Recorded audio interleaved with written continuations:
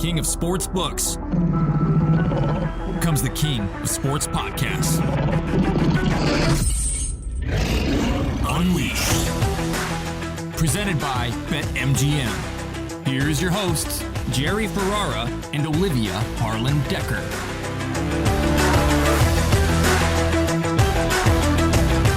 Okay, the name of the game is parity. The unpredictable NFL season continues. Aaron Rodgers, Tom Brady, two future Hall of Famers. Yeah, they lose to a couple XFL alum backup quarterbacks, really a fourth string quarterback for Carolina. So who had that in their parlay? That is wild. Jerry Ferrara, I'm going to take it that wasn't on your teasers, was it? No, I fortunately stayed away from the Bucs in the teaser because they destroyed mine the week before. I did have the Packers in a teaser, but different than Peter Andrew, who had them at +1.5. I waited and bought the extra point to make the Packers +3, and they lost by 2. So my teaser held up but I had to buy the insurance points almost to make Aaron Rodgers and the Packers hit a teaser. That's so sad. I know they've been favorites in their last 3 games. They've dropped all 3. We'll get to more of that later. Unfortunately, we got to give that a little airtime. But hey, we got a World Series set. Houston Astros, Philadelphia Phillies. That begins Friday. Jerry, I know you've got some thoughts on that. What comes to mind right away? This is the exact 2 teams that should be there. My Yankees lost the Astros, justifiably so. The Astros are so much better than the Yankees. And the Phillies are that awesome baseball story about the team that gets hot at the right time. Bryce Harper, happy for him, you know. I just think it's a great matchup. And I honestly I want the Yankees to be there to watch, but this to me is going to be better baseball.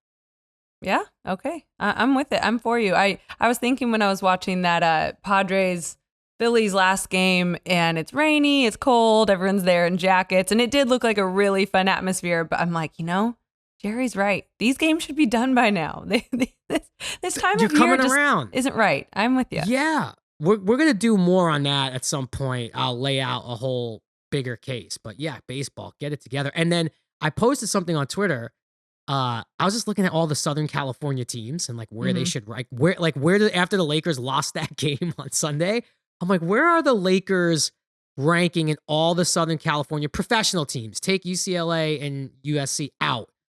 And it's got to be Dodgers, Padres. Yeah. Chargers. I mean, you could go Chargers, Clippers, Rams. There's a lot that could go in front of them. There's a lot. Don't all of them pretty much go in front of them? I think the Angels are the bottom. Okay. No offense, Anaheim. Yeah. You have 2 really good players. That's really it. I think the Angels maybe are the bottom. I think the Kings might even be ahead now. So what's the LA Galaxy doing right now? Let's really that's look the at other all thing. of Someone them. pointed out. Someone tweeted at me about there was some crazy matchup. I know nothing about soccer. I'm sorry, guys. Listening. Oh, they're in the conference semifinals right now. Yeah, so, throw them in. Sure, I just don't know enough to put them there. But the Padres are ahead.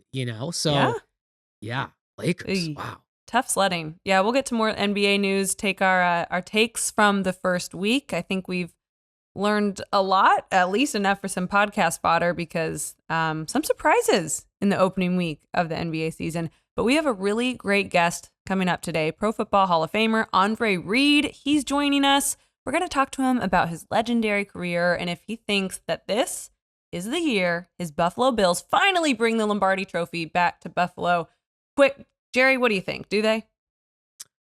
I think this is definitely the best year to do it. And I'm curious to talk to Andre Reed too about, the Beckham thing. And is he really going to maybe go to the Bills, or do they even need him? They're so loaded. It'd be great for depth. So a lot to talk about. And Andre Reed's game is just one of those receivers you look at right now, you plug him into any team with the way he played. And he's the perfect receiver for 2022. Absolutely. I think he's second all time in Super Bowl receptions behind Jerry Rice or something. I mean, this is a big guest today, Jerry. I'm excited to talk to him. You say OBJ. Yeah, you say OBJ, and I don't think the Bills need him. So many teams need a receiver more than the Bills. One of them being the Green Bay Packers. Holy cow. I mean, I'm kind of running out of words, and it's making me feel better that Tom Brady and the Buccaneers are also laying an egg at the same time. Because very different trajectories, very different stories, but both TB12 and A-Rod were upset big with what, a lot of people are getting side-eye from the rest of the league, right? I mentioned Green Bay gets their third straight loss, and that's the first 3-game skid under Matt LaFleur. Like, ever since he's come to Green Bay, things have been rosy. So I don't know what to make of it. I saw one headline that said it's willful negligence in reference to what the front office did at the receiver position. And I think that sums it up pretty well. I think it does too. I mean, they took a big bet with their rookie receiver. And look, you can't say he hasn't panned out because it's only been 7 games. But for 7 games, it certainly hasn't panned out. I mean, you were running Randall Cobb out there. And this is no disrespect to Randall Cobb. I love Randall Cobb. 5 years ago, it's a lot to ask. So I'm no longer surprised by it. And it doesn't get any easier. The Packers have to walk into those very same Buffalo Bills we were just talking about next week. So there's no end in the horizon. This would be a huge upset to me if they could somehow. They're 11.5-point underdogs right now. Aaron Rodgers, yes, God, is 11.5. 11.5 point. Now, granted, it's the Bills and it's in Buffalo. 11. When's the last time Aaron Rodgers has been a double-digit underdog in a game? We need John Ewing to answer that question. We're going to get on that. And if we find out the answer by the end of the show, we'll put it at the end when we talk to Peter Andrew. But I mean, it's crazy. I think what concerns me so much about Green Bay is that they didn't convert a third down for the first time since 1995. Let that sink in for a minute. I mean, it's so tough. And of course, when their division is usually the Aaron Rodgers Invitational, now they have the same record as the Bears. And the Vikings are legit, leading the way at 5-1, coming off a bye. But, I will say, in regards to the NFC North, the Vikings have a pretty tough month ahead. Arizona, Bills, Cowboys. But as you mentioned, Packers as well, starting with a trip to Buffalo this weekend. And then they have Dallas, Tennessee, Philly. So NFC North, I think, will be really interesting here in the next month. That's actually kind of how I feel about the whole NFL. I think November defines a lot of what you're doing. Do you know what I mean? Because any early season kinks are out of the way. Injuries are piling up, or you're getting healthy, like a team like, the 49ers, for example. I keep mentioning every week, they're about to get healthy. They're going to get so good. They added CMC, I don't know. November is going to be pretty good in the NFL. It's been... Yes, but before we close out October, could we just salute October and maybe now formally rename it Moneyline Parlay October? Because if you were riding underdogs on Moneyline parlays for the last 2-3 weeks, you have made some money.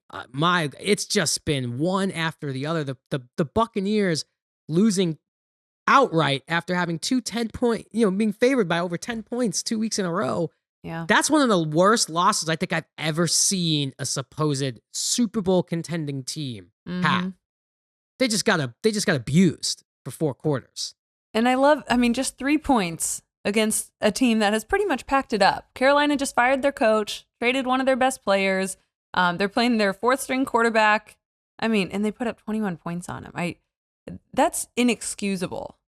Do you think this is going to be the most NBA, there's always these kind of moves where a team is like, wait, we're underachieving. We got to make a move. Does Tampa and Green Bay, they have to make a move for this to get better? I mean, Tampa to me does have more blue chippers on both sides of the ball. When Mike Evans dropped that touchdown pass on the opening play, that's where I knew Tampa was in trouble because Mike Evans does not drop passes like that. But they have no middle of the field presence. I know it's supposed to be Godwin. The Bucs have to be offer something for Gesicki or beg Gronk. They have to get one more piece. Because I hate to say it was Antonio Brown right now. Antonio Brown would be the perfect piece for this team. That's never going to happen. But they need something offensively. Yeah, and obviously Julio Jones out with a knee, and he got way too much preseason hype for an injury-prone older guy, right? I mean, everyone was all excited about Julio Jones. I wasn't buying it. Mike Evans is expected to miss tonight's game against the Ravens. Russell Gage is out. Chris Godwin's kind of it as far as options that he trusts, and they're also one of the worst rushing teams in the league. They're dead last in some rushing stats, so they don't have a lot going for them offensively. And again, a short week after that Panthers loss. And yeah, tonight against the Ravens. I like the Ravens in this spot. Yeah, the Ravens have their own issues as well, as we've seen, but two huge games. I can't stress how big these games are for the Packers and the Bucs, because these are easily games that they could lose. And if they do, then they're really starting to get far behind. The Packers might almost be too far behind to catch up. The Bucs, fortunately, are in the South, so they could throw it away for a few more weeks, and maybe they're just trying to get healthy and back by like week 10, and they could start their run there. But it's just been hard to watch. It's been ugly. Speaking of the NFC South, I have a hot take. I don't think the winner of this division will have double-digit wins. I mean, it's so bad. And Tampa Bay is still leading, and they beat Atlanta in a head-to-head, so they're good there. But yikes, what a horrible division. And I just got to say one more thing with the Tom Brady stuff. Obviously, everything going on off the field is really sad. Like, I actually hate watching this. And I heard Bill Simmons on his podcast say his sources have told him that his divorce is all but finalized.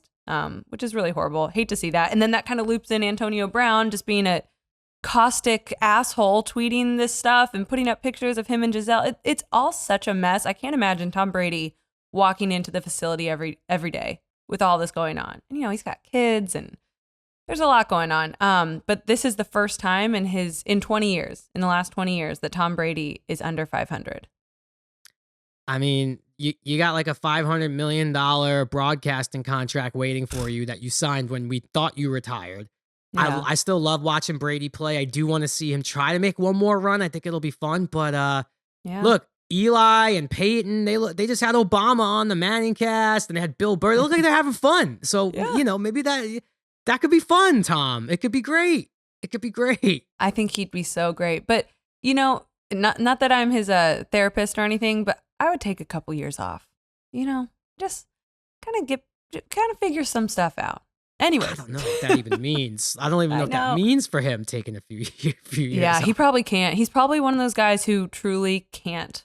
Like, he's probably not a very good hang on vacation, I'm serious. Like, there's some guys who just cannot turn it off. This will be a good heat check if he's listening. My husband fits in this category sometimes. My husband, when we go on vacation, does not know how to sit still. See, I'm the opposite. I only want to sit still on vacation. Me too. I don't want to go snorkeling. I don't want to go see the cool mountain. We're in a cool hotel. Let's just kick it. I don't want to do anything on vacation. Oh my God. We were dating, and he was with the Houston Rockets, and it was NBA All-Star break, and we were going to go to Mexico. And it was like our first trip together. And he said, so what are we going to do? And I was like, just sit on the beach, drink pina coladas. I don't know. And we get there, and we sit up on the beach, and he goes, so what are we going to do? I'm like, oh boy, I have to teach this guy how to vacation. Anyways, that's a tangent. Like I said, I'm not a relationship therapist, but start with a good vacation. Well, here's my last hot take before we move on. I go pool over beach all day. Oh, you're one of those guys who doesn't like to get dirty. You don't like the sand. I don't like the sand on my toe. I pool over beach all day long. Okay. I can get it, but that salt water, man, that is medicine. The detox. Okay, it's time, Jerry, for a Halloween edition of Unleash. It's time to unleash. We're calling this game Trick or Treat, which is how original of us, right? One thing is for sure this NFL season, anybody can beat anybody. One day a team looks great, the next they are suffering a humiliating loss, so it's very spooky stuff. So a team will knock on the door, and then Jerry, you and I will decide if they are playing tricks on us this season or if they're actually a treat. Are you ready? I'm ready. Let's do it. All right, let's see who's at the door first. Oh, look who it is. It's the 4-3 Los Angeles Chargers. Olivia, this one's an easy one for me. This is a trick. They've been tricking us. And if it's not injuries like, J.C. Jackson for the season, which is horrible, or Mike Williams for a couple of weeks, I also think that Herbert, who's great, but is he great? Yeah, he does things that look great, but let's win some games. The Chargers have been tricking us. I'm with you. I think they're a trick. They just lost by 2 scores at home to your Seattle Seahawks after a 3-game win streak. And like you mentioned, they lost a lot more than just the game. J.C. Jackson, Mike Williams, edge rusher Chris also injured in this game. They're already without Joey Bosa, who's recovering from a groin surgery. Look, they just got Keenan Allen back, but he didn't even play in the second half because he wasn't feeling it. So I don't know. I think they are as depleted as any team in the NFL. The O-line has struggled. The run game is a mess. They're a trick. Okay, who's at the door next? It's the 4-2 Titans. And Jerry, I think they are a treat. Top of the AFC South. They're 4-2. Like I said, they're exceeding expectations. No one saw this coming. They're playing old school football. It's non-flashy. And now we're got to see how Tannehill does after this ankle injury he just had last week against the Colts. In that win, he did finish the game. We got to monitor it. But him coming back to finish that game shows how tough they are, because the O-line, kind of similar story. Guys are fighting through these injuries. And Derrick Henry, 3 straight weeks of 100 yards. And more importantly, this defense is legit. Had a couple interceptions, a forced fumble last week. They got Matt Ryan benched. So I like them. They're a treat. I completely agree. The history has shown under Vrabel they are a treat. We kind of always look past the Titans. I don't know why, but they're always there. That division is such a mess. I think they got the Texans and the Broncos next two out of 3 weeks. So there's a lot of wins there. Yeah, and even if Tannehill, who if he struggles with injuries, I like Malik Willis coming in if he has to give them some snaps. Matt Ryan, you mentioned, I don't know if they're going to show up at the door. We're talking about saving Private Ryan. Matt Ryan might need to just like go. Yeah, he's done. That looks bad. So definitely a treat.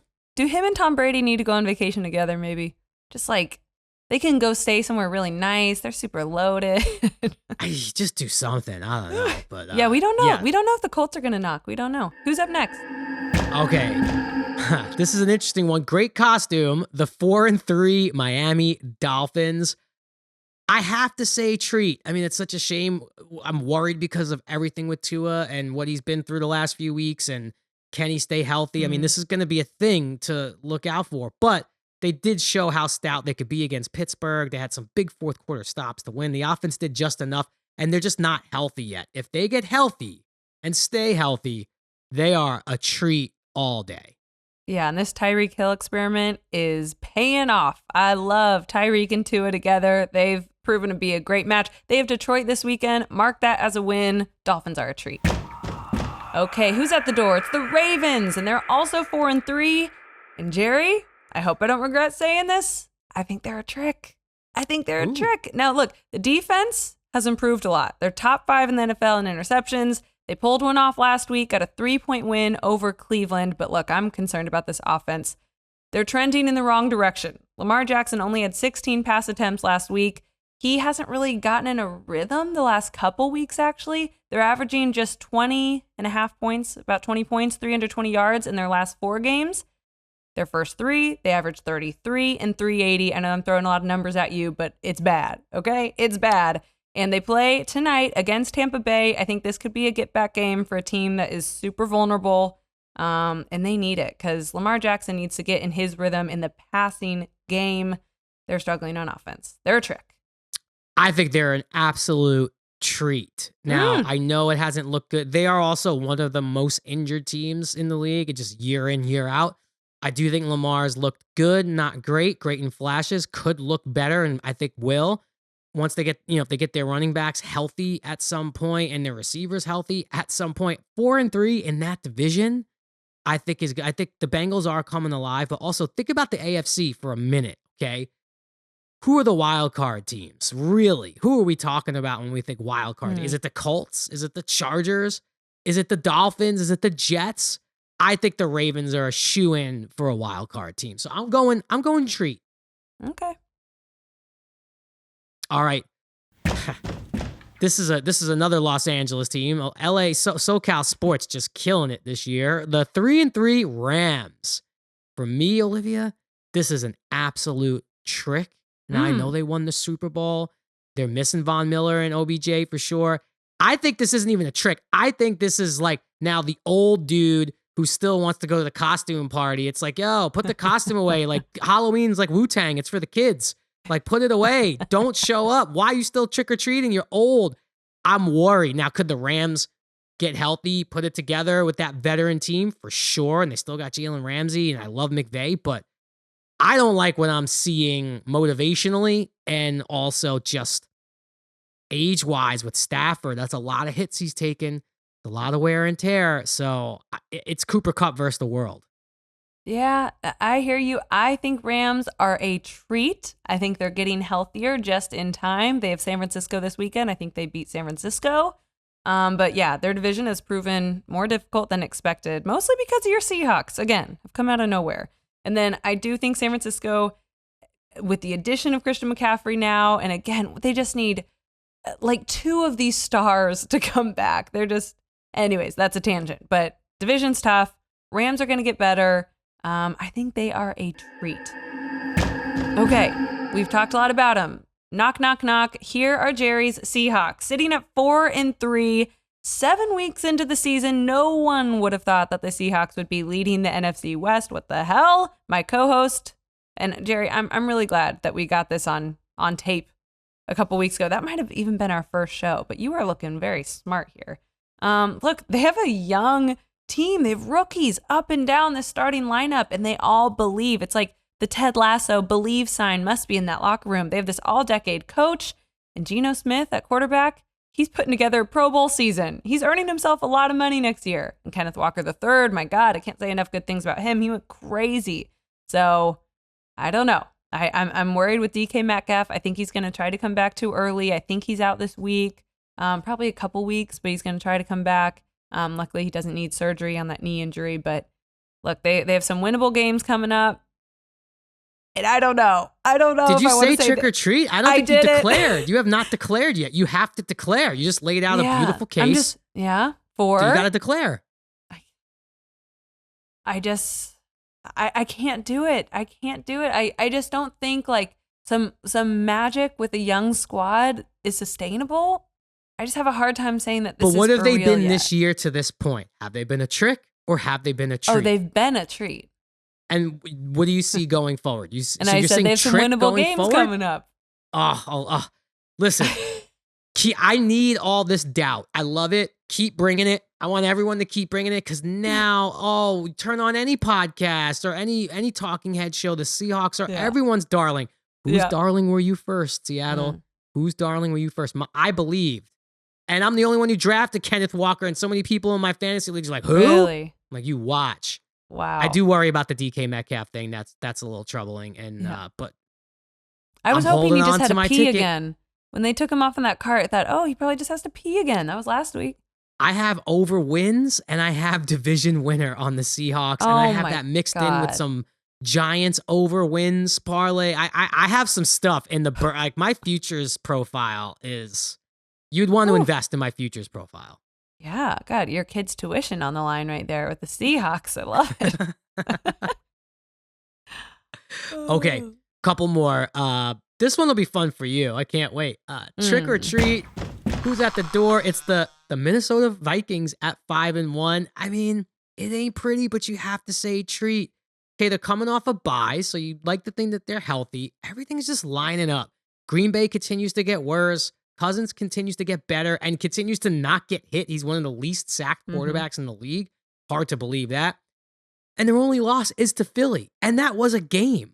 Now, they have only won 4. They won 4 straight since by like 1 score. They're kind of a heart attack waiting to happen when you watch that. Is it sustainable? I don't know. But they have Justin Jefferson. And to me, that's also someone, while we talk about this trick or treat stuff, I love talking Justin Jefferson plus 600 for Offensive Player of the Year. I think that's a good number to get right now. He's not the favorite by any stretch. I think it's Jalen Hurts. I think that's a great number to do a little sprinkling on Justin Jefferson, Offensive Player of the Year. Not, it's not a lottery ticket, but I think it's a solid investment right now. So I think that number goes lower. I think that number, the odds get worse. I'd be an idiot to say the Vikings are not a treat. I really think they are. As I mentioned earlier, they have a tough November schedule. Justin Jefferson, top 3 receiver in the league. He's so much fun to watch. Now, if I can be a hater for a minute, I would say their 4 straight games that they've won by 1 score. Is that one of those situations where you can say, does their record look better than they are? Do you know what I mean? I mean, if it's a game of inches, are we inches away from them being like 3-3? I don't know. I'm just trying to be a hater, but they're a treat. What am I saying? Okay, the New York Giants, your team. I got to see him up close and personal here in London, England. I got to see him beat my team. And that was not fun, but they are a treat. Tough ground game, second most rush yards in the NFL. They have Dallas on their heels, and now they have Dak Prescott back to really find a groove. And those two teams meet on Thanksgiving. That is a huge game, but Jerry, I think the Giants win out until that game. At Seattle, then they host the Texans, then they host the Lions. They're legit. They're not getting much respect around the league, and I think they are a treat. I think that is a hard-earned 6-1 record. So look, this is an emotional one for me, and I'm going to be careful here because I love underdog mentality. We were underdogs last week, going to be underdogs again in Seattle. Historically, Seattle has been a really weird place for the Giants to play. I remember the Sean Alexander game when they had like 45 false start penalties because it was so loud in there. It bums me out because like obviously the Giants are my favorite team and the Seahawks are my crush of the year. So it's hard. I obviously want the Giants to win, but it's going to hurt my Seahawks bet. But yeah, the Giants are a treat. And I will say, Thanksgiving versus the Cowboys, I haven't cared about a Thanksgiving game in I don't know how many years. Now, my birthday is November 25th. I'm either on or around Thanksgiving. This year, it's the next day. Yeah. And now we've segued into adulthood where Bree and I, we host Thanksgiving. So I have full control of TVs. It's not like you're going to someone else's house and it's like they want the Thanksgiving parade on. That game will be on every single TV. Yep. I could disappear into my own bedroom if I want, if it gets too intense. Yeah. And I could like sweat it out in there. And lastly, talk about coach crush. I have a coach crush. I think we all do. Brian Dabel coming out of Jacksonville, walking up to the fans, signing autographs while smoking a cigar, wearing black cement cool. Jordan 3s. Are you kidding me? It's like someone said, hey, let's make Jerry Ferrara's like favorite things and put it in a coach. Oh my God. I put that video to the opening theme song for The Sopranos because it had strong Tony Soprano vibes coming out with the cigar. Well, what a guy. Dabel, I have such a coach crush on Dabel. It's insane. Boy, we have different definitions of coach crush because for me, I'm just thinking Matt LaFleur is a good-looking man. Okay, let's move on. That was a good Unleashed segment. I'm exhausted from trick-or-treating. I realize why I'm too old for this shit.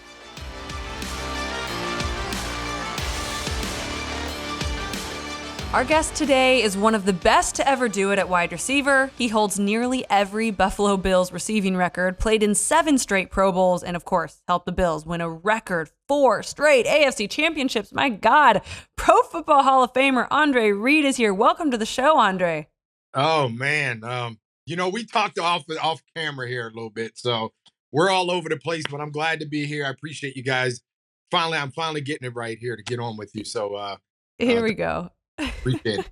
Yeah. I love it. Yeah. You're in Ottawa right now and always doing some work off the field and your post-career. But look, I'm always curious about this as the NFL evolves. Which are some of the offenses you'd love to play in today? Well, you know what? That's a great question because a lot of the offenses have used our formula in a way. If you guys don't, maybe you do, you probably do. You remember the no huddle and fast pace. So that's always been a part of of people's offenses, but the game's different. They want to spread you out even more than they did when I came in the league, especially when our no huddle started working real well. You know, you got to have a good quarterback that knows what he's doing, good receivers, a good running back that we had. But the offenses now are, all about the quarterback. It's always been about the quarterback and getting the guys around them to make them better and their offense more efficient. You need a stout, deep offensive line that can protect that guy. And that's really the trend. It's been the trend the last 20 years in the league is to have that stud quarterback. You got to have the receivers and you got to have a running back that can catch the ball and run ball. No, I'm not letting you off the hook that easy. You got to name a team. I think you're saying the Bills. Well, the Bills are the Chiefs. Saying the Bills, of course. Yeah. The Bills and the Rams are kind of like, those teams. You got Cooper Kupp on with the Rams and Stafford, and you got Diggs and Gabriel Davis with Josh Allen. So, of course, I'm biased. I'm going to go with the Bills. You're right, obviously. Although your phone might ring and it might be Tom Brady or Aaron Rodgers because they are in desperate need of some receiving help. So your phone might ring and say, Hey, Andre, could you come give us a quarter right now? I feel like you got that in you right now. You're in great shape. I can actually give them a quarter, like Yeah. the quarter. Like a physical quarter. Yeah. A physical quarter I can give them. Anything else, I don't know about that. But again, obviously, yes, the Bills, I'm going to go with their offense. You don't see really fast-paced offenses anymore. It's more about efficiency and the guys in the right positions doing the right things with an offensive line that can protect the quarterback. Yeah. You mentioned how a lot of teams right now play the style that the Bills are playing in the 90s. And I absolutely was always afraid. I'm a Giants fan, so even in the Super Bowl, I was terrified to play the Bills. Like that offense was something we never saw before. Yeah, they did a good job of keeping us off the field. And to stop an offense that can score a lot of points, you don't let them on the field. And that's what the Giants did back in the day. But I don't know if that's the benchmark of how defenses go about defense in some of these really good offenses nowadays. It probably still is. You just got to keep them off the field and don't make the mistakes and keep them within, what not only what they do best, but trying to limit them at what they do. It's fun. Thanks to YouTube, we can look up so many great highlights. Type in anyone, and you can see any play, any day. It's really cool seeing some one-handed catches of yours. Now they go viral, on social media. But you were doing it long before OBJ. So what was the comparison then of just people walking down the street and saying, "Hey, nice catch"? Because it's all over the internet now. Yeah. So social media has not only enhanced sports, but it's enhanced the world. And in the early 80s and early 90s, late 80s, early 90s, there was no such thing. And I tell all these guys, you can have one catch and that can go viral. And that could be the catch that makes you who you are. And if you don't, back in the 80s, if you didn't see that catch, you might not ever see it. So that's the difference. That's definitely the difference now. Guys are out there more. They're doing a lot more and using their platform more to enhance what they do on the field and what they do off the field. For better or for worse? Yes. Hopefully for better. Mostly for better. Yeah. Yep. Yeah. In recent years, look, we've seen it in the NBA where the sort of the super team, right? We never really saw it in football, but we're starting to see it a little bit more where it seems like guys are sort of pairing up, almost like there's player recruiting. Was there anyone that you could recall back during those Bills years that, not that you were recruiting necessarily, because it's such a different era, but just someone that the Bills are maybe even close to getting? It's like, if we just get this guy here, it would put us over the level. Or were you guys just all not enemies, but just like you didn't even think that way? We didn't. That's a good question too. You guys are coming up with some good ones. We didn't even think of it that way because we had everything. We felt we had a team that we wanted to keep together for 10 to 15 years if we could, and develop that. Obviously, free agency was big back then, but it's not as big as it is. It wasn't big back then like it is now. One player could put you over the top, and a lot of teams in this league are looking for that one player, offense, defense, whatever, to get them over the top, i.e. Von Miller last year with the Rams. He put the Rams over the top. So glad we have Von Miller now anyway. But these guys now that are at the end of their careers, they want to go to a team where not only can they make a difference, but put their team on the right path to win a Super Bowl. Von did that last year, and we're hoping he does that with the Bills this year. So I think teams think that way. Whether or not that happens, it's here nor there, but they look for that one player that can put them over the top to get them over the hump, to get them to the Super Bowl and win it. And Von has already brought so much to this Bills defense this year. But what about his former Rams teammate, Odell Beckham Jr.? Got to bring it back to him. Would you like to see him in a Bills uniform? Yeah, of course. I mean, I said this a couple months back, and I met with Odell, and it went viral too. I met with Odell in Atlantic City, and he's working hard to get back on the field, and I think he will be with the team. He talked with Von, and Von has a good way of, and I said this, Von has a great way of luring some of his guys to follow him. And we love to see, Odell in red, white, and blue in Buffalo, but that's yet to be seen. Who knows? There's a lot of teams that are vying for Odell's services right now, and We'll see how that goes. But if Von has anything to do with it, he can bring in the Buffalo, just, some chicken wings and some blue cheese and all that kind of fit. The fans of Buffalo are out of control. They're crazy. Bills Mafia. Maybe Odell will, lean towards Buffalo a little bit more than the other teams. Andre, I saw that clip. You speak about Bills Mafia, right? I love Bills Mafia. I saw the clip of you going through the table. That's gotta hurt, man.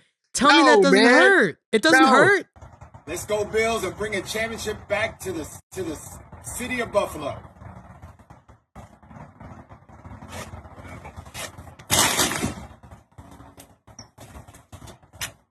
Go Bills, baby.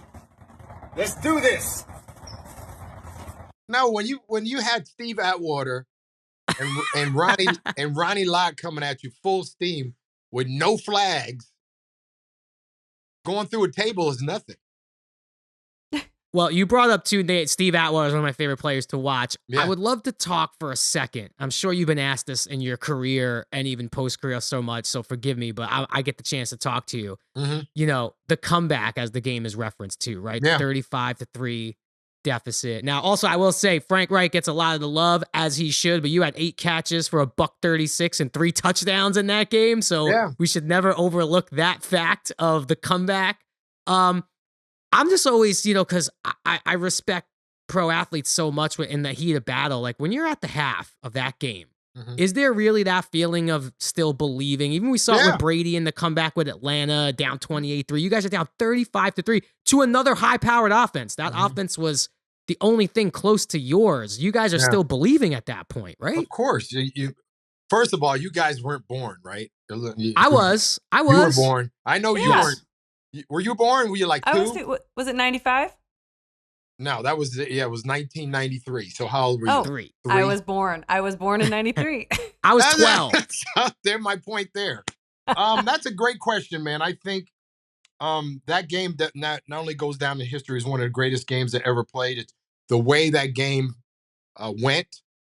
We had played Houston the week before to even get to that game, so we had to win that game just to get to the wild card game, and we happened to be down in Houston, the old Astrodome we played in. Man, yeah, what a building. I'm really aging myself, you guys. I just want you to know.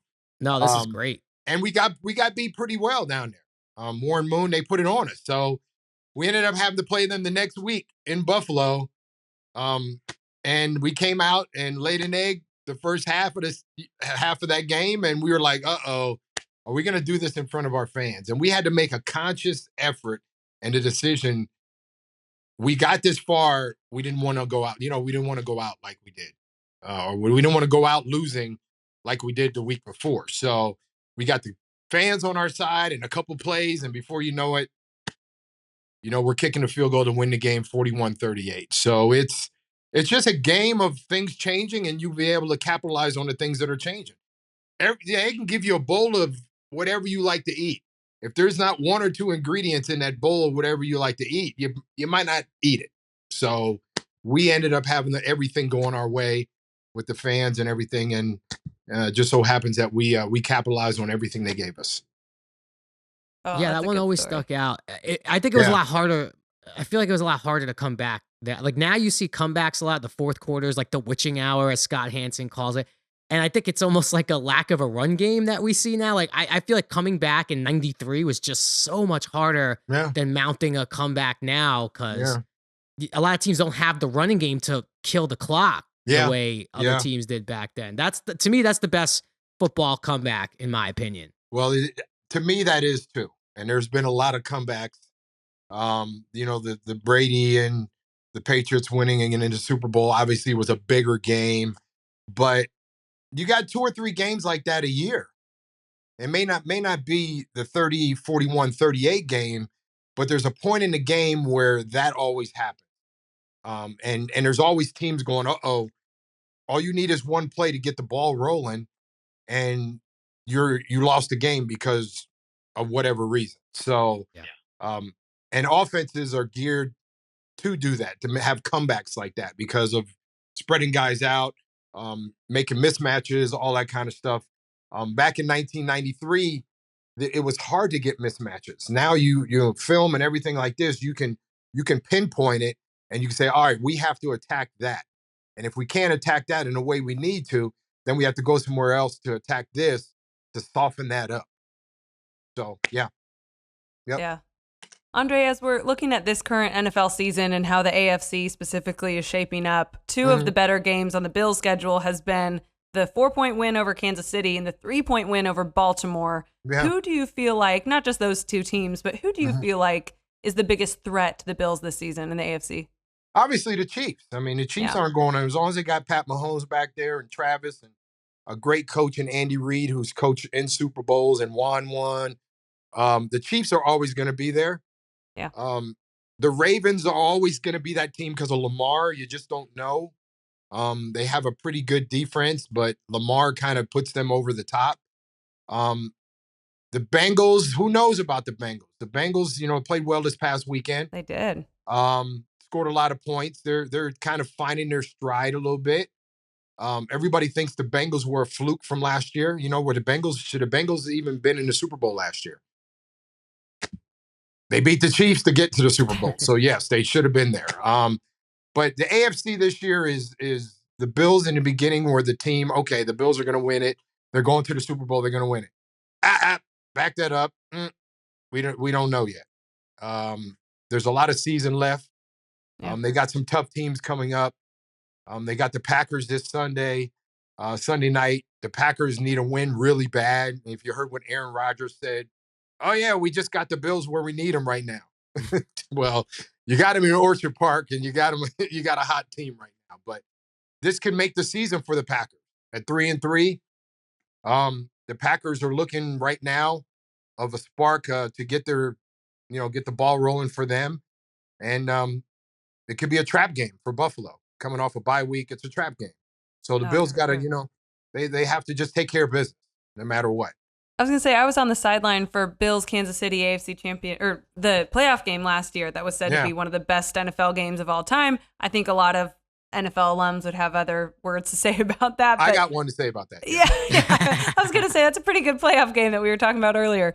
Yeah. It seems like this is such a clear-cut path that this is this is going to be the game in the playoff again that we're all talking about. And I'm just curious if you think, as we're approaching trade deadline, if there's any weakness, any vulnerability that the Bills have that you think they should try to fill at the trade deadline to get ready for maybe another meeting with the Chiefs. That's a good question too.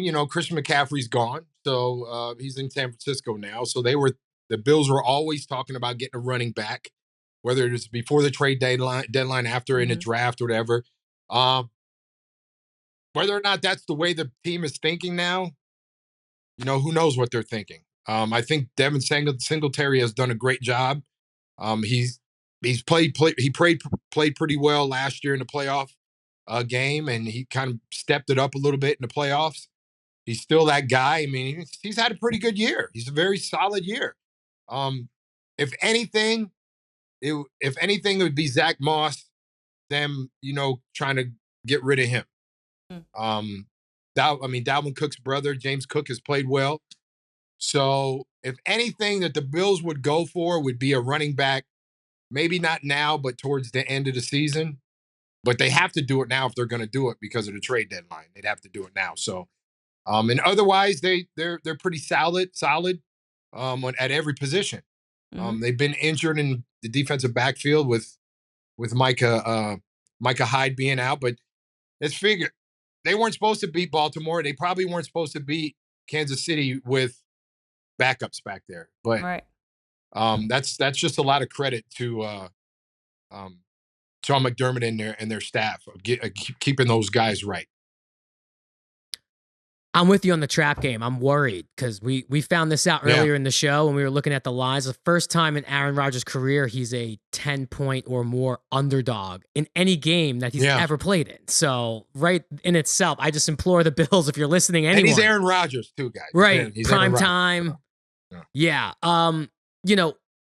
Packers in the NFC usually are one of those teams you could count on to be there. Obviously, they're struggling. The Eagles have sort of taken that place on the mantle. But when you look at the NFC, And like I said, I'm a Giants fan. I'm hyped with the 6-1, but I'm still very cautious because Oh, yeah. they're playing over their heads a little bit. I don't, What do you what? see- I don't think they're playing over their heads. I really think they needed Saquon back to jumpstart that team. And you can have a great running game and a kind of bend but don't break quarterback. I mean, they've been talking about the quarterback in New York for how long? Since he's been drafted. Yeah. It has been like we have to see something. I mean, who was a quarterback before Daniel Jones? It was Eli, and then they Okay. benched Eli for the one Geno Okay, Smith game and never gave Geno Smith a shot. And now we see what Geno Smith is doing in Geno is Seattle. playing some great football in Seattle right now. And Yeah. they got a running game. That kid had a great game against the Chargers on Sunday. Don't sleep on the Seahawks. They got a good coach. The defense is pretty good. I mean, you can't. Geno's playing. Is he playing over his head? I don't know. I just think he's been a veteran that's seen a lot, and he knows what he brings to a football team. So big shout out to Geno, man. I'm glad he's playing well. Well, you mentioned coaching, and I have to thank all the Bills for allowing our Giants to talk to Brian Dable and now be our head coach. Yeah. Did you have any interactions with Brian Dable? Is like my coach crush. I'm obsessed with that guy. He wears Jordan 3s. He smokes a cigar after the game. Fiery. He's a fiery guy. I had a chance to talk to him over the years in Buffalo, and he'd always just say, "Yeah." I'd be like, "Hey, you guys are."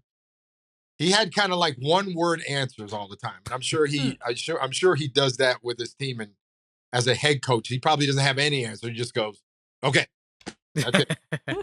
But what a great offensive mind, and he really did a lot for Josh Allen. For 3 years there in Buffalo. And I'm sure that's why the Giants hired him as a head coach to help this quarterback in Daniel Jones and whoever else they got there. So, but Saquon there is he's kind of the X factor. Him being back is a big plus for that offense there in New York. Hey, speaking of decision makers in the NFL, the GM, Brandon Beane, in his first year with Buffalo and McDermott, they make the playoffs after 17 years, which is the last time you were there. They had a 17-year playoff drought. Obviously, I don't have to tell you that. I'm reminding our listeners. But how do you explain how hard that is to climb out of that? Like, who really deserves the credit? Is it just Brandon Beane? Are there people behind the scenes maybe we don't know about? I think it's everybody. I think it's all the way from the top, top to the bottom. Building a football team isn't just, you can't just, go to your notebook pad and just start writing names down. Yeah. You gotta do your research. And it seems like a lot of head coaches used to be offensive coordinators. They used to be defensive coordinators. So they have the mindset. And then some coaches were coordinators that don't turn out to be good head coaches. And why is that? You don't know. You do know, but you don't. A lot of these guys become head coaches and they just there's a lot going on. Yep. As a head coach, you have to be even more in tune to what the organization is about. But that's really what the thing is about it. Them hiring a head coach. Mm-hmm. You got to hire the right guy. That really is good with the players, knows what he's doing, knows how to interact with his offensive coordinator, his defensive coordinator, his special teams guy. That's a complete football team when a guy can do that. A head coach can do that. So look, you're in Canton, as we've seen lately too. It's not easy for wide receivers to get in. But I've always wanted to ask someone who has the Hall of Fame jacket. You don't ever bust that thing out, right? Like, do you ever say, I'm gonna throw this on? What do you ever wear that? I'd be lying to you if I told you I did. No, you know what? I'm in Ottawa right now. I'm actually with Thurman and Bruce right now. Oh my gosh. So we do things together sometimes, and sometimes the people that we do things for and do speeches and all that and a lot of things, my foundation, we do a lot of stuff with Boys and Girls Club. That's my foundation, really. That's what we do with Boys and Girls Club kids. And I talk to different people, and if they want me to wear the jacket, I wear it. Mm-hmm. I haven't pulled up to a tee box yet and got ready to tee off and had my jacket on and asked whoever I was playing with to hold my jacket for me before I tee off. Haven't done that yet, but I might do it. You should. I play a lot of golf. I play in a lot of those charity events. I feel like I've seen you either at like the Wahlberg or the that was Jalen you? Rose. I was that there. Was you. I would have totally held your Hall of Fame jacket. Like, yeah, I said I was going to do that. I haven't done it yet, but I have done it and been to different speeches that I've given, and they have asked me to wear my jacket, and I have done that. So it's a pretty good centerpiece, a pretty good conversational piece.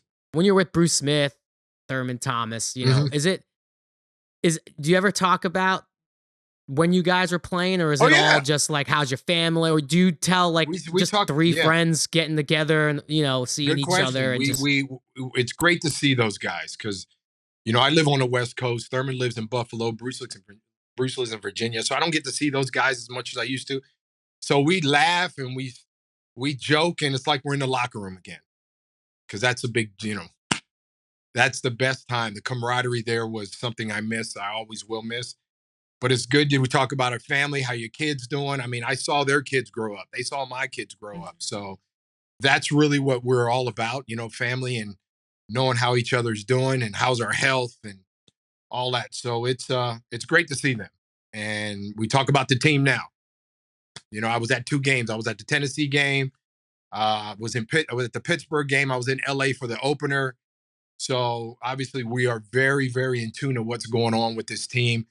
And Bruce has been up in Buffalo and has talked to Brandon, has talked to Sean McDermott. So anytime I try to when I'm in Buffalo, I try to see the head coach and, you know, see some of the players. So it's a fun time. That's awesome. I imagine guys who played in your time watched the wide receiver market this summer with wide eyes. Devontae Adams setting that all on fire, record deals. Tyreek Hill followed soon after. Yeah. What do you guys think when you see what these guys are getting now? You know what, man? You know what? It is what it is. Yeah, I guess so.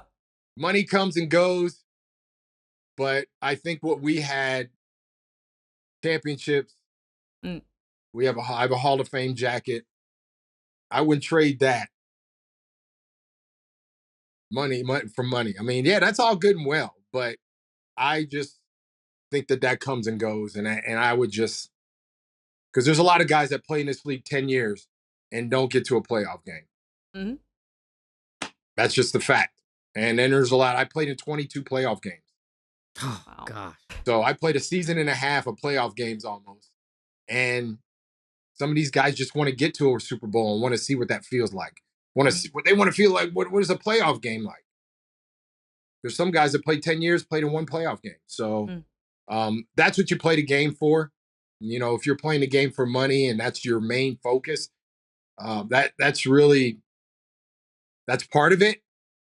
But when you get with the guys, you don't talk with some of the guys about, hey man, let me see your check, or let me see your check. You talk about, hey, who we playing this week and how we gonna win this game. That's it. Yeah.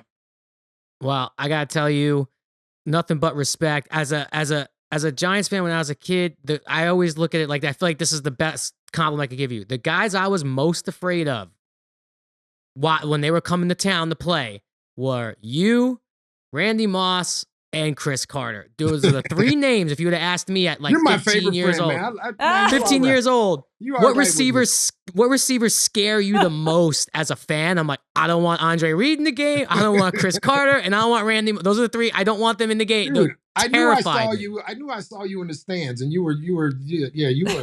That was you. Okay. Terrified, but we can't thank you enough. We can't thank you enough for coming on. Have a great time. I finally got it right. I got it right. Yep. Sometimes it's better late than never. You never know, but it's always good.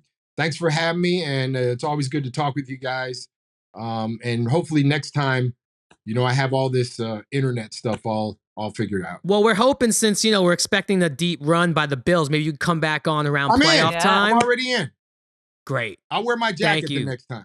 There we go. There's and if you ever see me on the driving range, hand me whatever you want. I'll walk around with it on a hanger. I'll make sure I'll dry clean it, whatever you need. That'd be a thrill. I got you. Yeah, well, you know what? Our little thing we're doing tonight, I could have swore we're up here in Ottawa that they would ask us to bring our jackets, but they didn't. So, yeah. But I got my ring. I got my Hall of Canadians. Fame ring. So. Well, we can't thank you enough. Thank you. And yeah, go Bills for the rest of the year. It'll be Thank fun. you, man. It'll be fun Appreciate it. ending.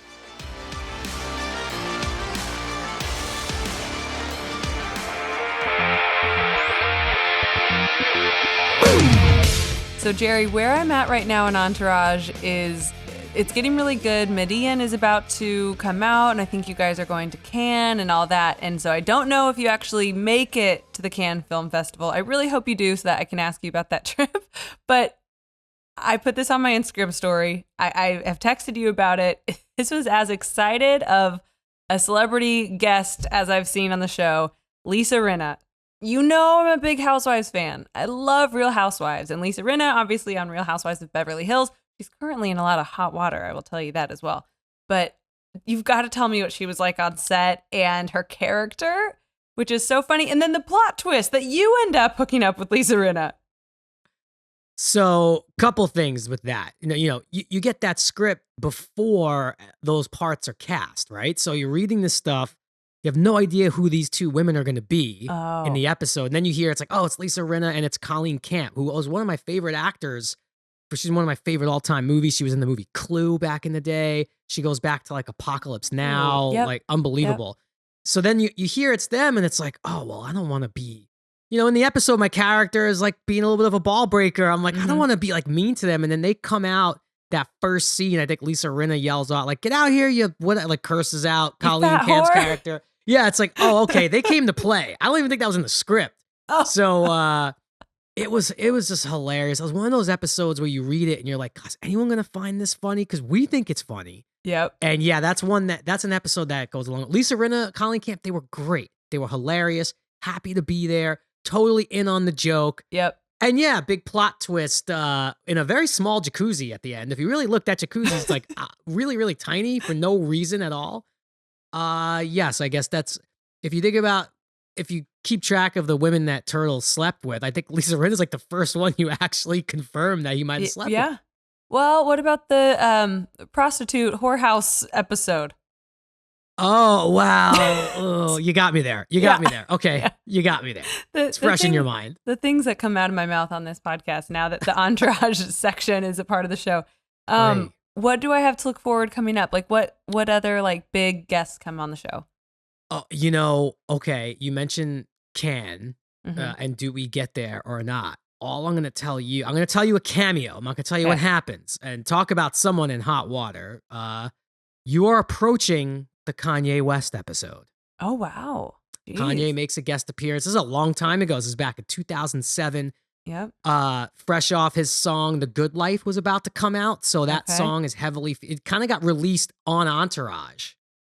You're coming up on that episode, the Kanye episode.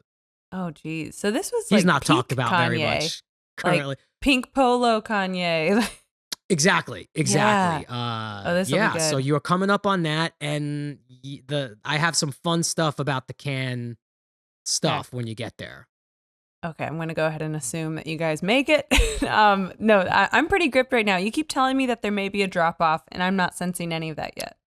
I'm not saying like drop off, like, oh my God, the show is so bad. It's just like, I just think that when you get to a certain point, with these characters, we did 100 episodes almost. I don't want to say you run out of stuff to do, but you see the Vince path, right? It's like kind of knock them down, you build them up, like how many times can you do that? So when you get there, I'm here for it. But I do think it takes a turn. I don't want to say for the worse, but just like, you feel it like, man, we've done a lot with these guys. Yeah. By the way, Lisa Rinna, got to give that lady props. I mean, that was 2007, and she was supposed to be kind of an old cougar, and right now she's still like top of her game, and man, that body's no joke. Whatever she's doing is looking good. It looks like she's like running the sand dunes with like Russell Westbrook in the offseason. Oh my God. Well, we'll get to more next week. The Lions block. All right, it's time for one of my favorite parts of the show. We got to get some Week 8 wagering in, and of course, we're not doing that alone. We're joined by BetMGM betting analyst, our odds-on favorite, Peter Andrew. How you doing, Peter? I'm doing good. I completely understand you're going to be torn a little this week, so we're going to work around that Giants-Seahawks game because I know that's going to be a struggle for you on Sunday.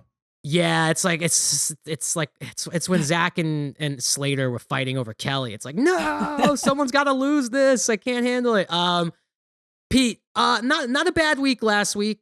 You're barely missing on these single game parlays, man. It's crazy. You had the Cards money line. You had Kamara anytime TD, Kamara 20 receiving yards, Hopkins anytime TD. But anyway, I think you only lost 4 units or 2 units, something like that. You had the Titans on the win. That was great. Yeah, I lost 2 units because of someone's Green Bay Packers not able to squeak it out against the Commanders. It's not my fault at this point. It's not. Olivia, it's definitely not your fault. We can attest to that. But I'm curious to see what you have this week. This is a tough board this week. It's an interesting board. There's a lot out there. So where is Peter Andrews' mind at going into week 8? Yeah, so we'll start on Sunday here just for a second because I've done enough betting on the Packers. I think it's time to start fading the Packers. So we'll start there. You know, we did pretty well with the teaser up until that point with the Pack losing. I had them +1. They ended up losing by 2, which was unfortunate because at least if we would have had the 1 point, it would have avoided the leg out. But we're going to do another teaser this week. We're going to go against the Packers. So I've teased down Buffalo to -4.5 to start it off. Eagles playing against the Steelers. The Steelers are another one of those teams that's just all over the place. Quarterback, obviously, situation between Mitch and Pickett. So teasing the Eagles down to 4.5 as well. So those are 2 very well-rested teams coming off buys. So like both of them to win, probably win by that 10-point amount, but we'll be careful there. And then Jets +7.5 against New England. Jets obviously have a very unfortunate injury with Breece Hall out for the year, So which is sad. terrible. But I think they can fill the void. I think you have Michael Carter, who's kind of going to be that check down running back for them out of the backfield. He showed it last week, had 2 catches, I think, for 45 yards. So he can kind of do what Breece has been doing. And then you bring in James Robinson for essentially nothing. I think Help on the way. 6th that could become a 5th. You just got to get him in that playbook. He's got a couple more days than maybe McCaffrey did last week, but I think they'll be okay. And speaking of quarterback controversies, quarterbacks that just aren't living up to the bill, Mac Jones, I know still a little bit hurt, but him and Zappy both looked horrendous. That was weird. That was weird. That So whole bizarre. situation was weird and bizarre. It looked like Bill Belichick was trying to summon the ghosts of picking Tom Brady over Drew Bledsoe. It's like, Yeah. man, I don't know. That was a weird game. Yeah, and don't want to take too much credit away from the Bears, but the Pats just look, really all over the place. So those 3. So again, it's Jets +7.5, Eagles -4.5, Bills -4.5. That's +140. So I have 5 units there. So 50 to win, 72 and change, plus your 50 stake. So that can put us in a really nice position for next week. On top of that, home game for the Jags in London. So Jags -3 against another peculiar team in the Denver Broncos who couldn't even score a touchdown last That's a week. very nice word you just used. Peculiar. There's a few Peculiar. other words I would use. Yeah. This is a PG-13-ish podcast, right? So we'll keep it Sure. at that. Yeah. But I don't know who the better option is at quarterback right now for the Broncos. Could be Ripien, could be Russ. They both look terrible. But Jags had a bit of a tough 4th quarter against the Giants, but they still are somewhat of a formidable team, and they are competing. And I think actually in a weird way, the James Robinson trade really helps Travis Etienne, who's averaging something like 6-7 yards a carry. So Yes. giving him RB1, no questions asked. He's great out of the backfield. I think he's got something like almost 700 all-purpose yards so far in the season. Get him as many touches as you can. It'll help, obviously, Trevor Lawrence. So -3, have them for 4 units at -110. So I really like them going into London. Again, it's become a home game for them. This is, I think, their 9th time playing in London, which is crazy. And a Denver team who's coming across the entire West Coast into the East Coast, then into another time zone. I think they could be all over the place. So Dangerous. It's dangerous. Oh my gosh, nothing's more dangerous than keeping airing those Subway sandwich It's commercials. just crazy. They talk about like blowing it up in Denver. Like you hear like Judy's on the market, Hamler's on the market. It's like, yo, you guys just traded and paid someone like $4 billion. Are you gonna blow it up? I do like that, but man, and Olivia, you're there in London. I'm sorry that they're sending you this game. You're not going to that game, are you? I'm not even going. Yeah, and I have a friend who works for the Broncos, and we talked about it. I'm like, I'm good. No. I'm good. Yeah, I think you should be good. That's like go get brunch or something. I would do anything else but a Sunday roast. That's what they do. Yeah, That's a Sunday watch. roast.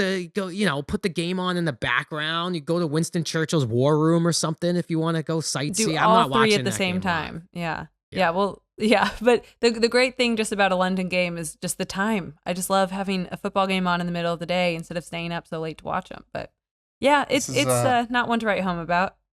It's one of those days where you watch English Premier League football instead of NFL football for that. Now particular that's time fun. slot. That is. By fun the over way, here.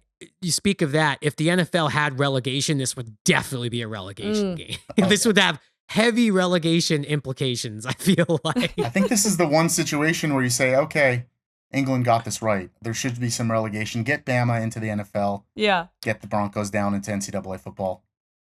I would be totally here for that. Do you have a one game parlay for us? Because you know how you are knocking on the door. So I'm waiting for you.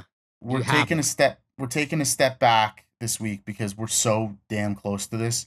So I'm Mhm. going to try to put an easy one here, and let's get us back to winning a couple units, and then we'll get a little crazy next week. So very easy. You have an interesting game this week. Ravens at Bucks. Bucks are favored at, I believe right now, we're somewhere around a 1.5 point spread. That line is very, very shady to me because of similar to the Packers, a Bucks team that just frankly does not look good. So we're gonna keep spread and points kind of out of the equation here. I'm just gonna go player props. So 4 things. We got this for 1 unit plus 360. So a $10 bet wins you $36. $100 bet, $360, so on and so forth. Mark Andrews, 50 plus receiving yards. He is the target for Lamar Jackson. I think that's an easy one to hit. Lamar Jackson, 2 passing TDs. They are somewhere around top 6 or 7 in receiving efficiency. So I think they should fare well against a weird Bucks team that gave up 3 touchdowns to a Panthers team that has no business being in that game. Lamar over 49.5 rushing yards. He's just scrambling left and right. I think you're just banking on a decent 20, 25-yard run to get him over that chunk. And then Mike Evans over 54.5 receiving yards. He is obviously the target. He should have had that plus some with that drop catch in the first quarter against the Panthers last week. So they're going to keep going to him. He's just got to make sure he comes down with those balls. But plus 360, like I said, we're trying to take a step back here, win an easy one, and then hopefully next week we get some craziness in there. Hey, earlier you said that my Packers were giving you a hard time. Obviously, that was true. And earlier in the show, Jerry, we said if we found out the answer, if Aaron Rodgers had ever been a double-digit underdog in his career, we would bring it up in the Peter Andrews segment. Well, I found out the answer. He has never been a double-digit underdog in his career. The closest he's ever gotten, which is, I think, 10.5. You said 11.5 earlier. It might have gone down a bit. At BetMGM, he was an 8.5 point underdog at Seattle in 2014. That's as close as it's ever gotten. He started 213 regular season games, and this is the first time in all of that time, double-digit underdog. So I just had to finish with that because I said at the end of the show, if we had an answer, we would bring it to Do you know the what that people. makes me think, What? Peter and Olivia? I think if we know any, look, John Ewing has great stuff on Twitter. Peter, you bet a little bit like me, but you're much smarter with the numbers of it. But I'm a writer. I'm an actor. I like storylines. What better storyline would it be? Aaron Rodgers, 10.5 point underdog, and he goes into Buffalo and wins the game outright. That's how crazy the NFL's been. That's like a real thing that no one's going to bet on. And if the Tampa Bay Buccaneers have taught us anything, it's that could absolutely happen. And that storyline wise is probably what will happen because it'll only confuse everybody that much more. And then the Chiefs will become the favorites again in the AFC.